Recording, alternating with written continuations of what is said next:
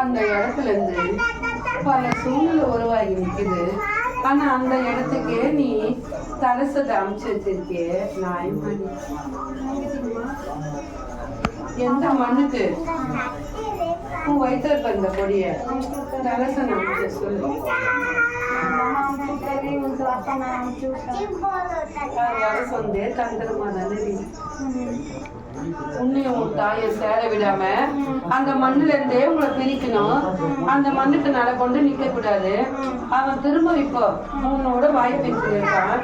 திரும்ப அவன் அந்த இடத்துல எந்த சூழ்நிலை நடக்கக்கூடாது. உன் மகளே உனக்கு எதிராக வந்து நிக்கணும்னு அவளுக்கு வருஷமா 2 நாள் கொடுத்துருக்காடி. அவன் இப்போ உன் மேல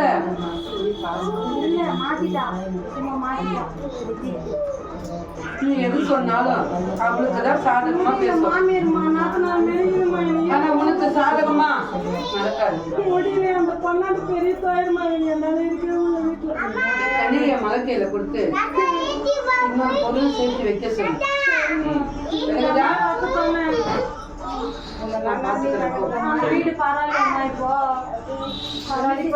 மண்ணுக்குள்ள என் கனி முதல கட்டி கொடுத்தல, இப்ப பூஜையில ஒரு கனி வச்சிருக்கல, இன்று இரவு அதை கொடு. இன்று இரவு அதை கொடு. அதே போல கனி கொடு. அது உள்ளத்துக்குள்ள வராது. அது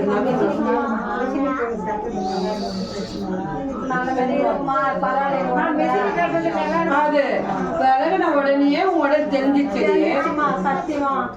நீ மட்டும் இல்லடி உனக்கும் தெரிஞ்சிச்சு. என் கனி என்னை கொடுத்தியோ அந்த நாள்ல இருந்து அது உள்ள வருவது இல்லடி. அது மண்ணோட மண்ணு வந்து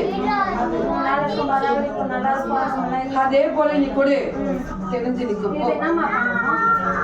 இது அங்க வச்சுட்டு போட்டு வச்சு வீட்டுல இருக்குதுல்ல, அது நீ நைட் 9 மணிக்கு வண்டிக்கு ஒன்று அம்மா பைக்கு ஒன்று அதை ஒன்று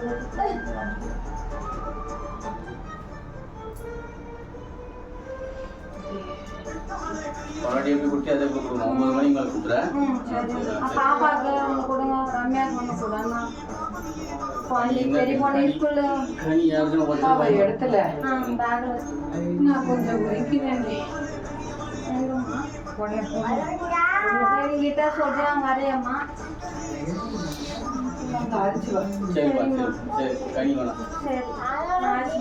எப்பமா வர சொல்றீங்க?